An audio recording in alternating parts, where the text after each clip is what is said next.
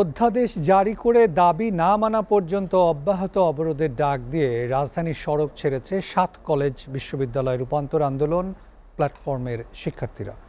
পূর্ব ঘোষণা অনুসারে বুধবার দিনভর রাজধানীর কয়েকটি স্থানে সড়ক অবরোধ করে রাখে তারা। তাসফিক সঞ্চয়ের প্রতিবেদন।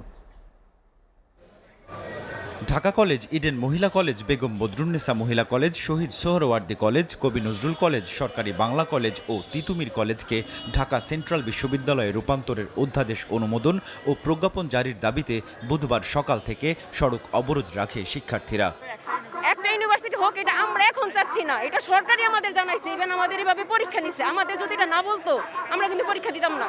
অবরোধ কর্মসূচিটা আরো বেশি কঠোর দিকে যাবে, সেটা হতে পারে যমুনা ঘেরাওর দিকে যেতে পারে, কারণ শিক্ষার্থীরা একদম বলতে গেলে আমাদের দেয়ালে পিঠ থেকে গেছে। গেল ডিসেম্বরে একই দাবিতে আন্দোলনের মাঠে থাকা শিক্ষার্থীদের সেন্ট্রাল বিশ্ববিদ্যালয় প্রতিষ্ঠার আশ্বাস দিয়ে আন্দোলন থামায় শিক্ষা মন্ত্রণালয়।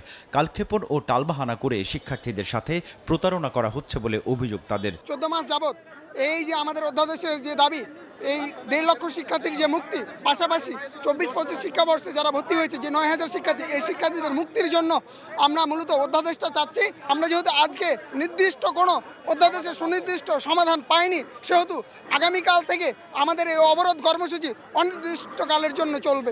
আমরা এবার দেশ গড়ার অংশগ্রহণ করতে চাই এবং আগামীর দিনে, আগামীর ভবিষ্যতে আমাদের অংশগ্রহণ চাই এবং আমরা ইনশাআল্লাহ অংশগ্রহণ করব। আমাদের কর্মসূচি চলবে যতক্ষণ পর্যন্ত না আমাদের এই অধ্যাদেশ আসবে। উপদেষ্টা পরিষদের পরবর্তী বৈঠকে দাবি না মানা হলে লাগাতার অবরোধ সহ আরও কঠিন কর্মসূচির হুঁশিয়ারি দেন শিক্ষার্থীরা। তাসফিক সঞ্চয়, SATV, ঢাকা।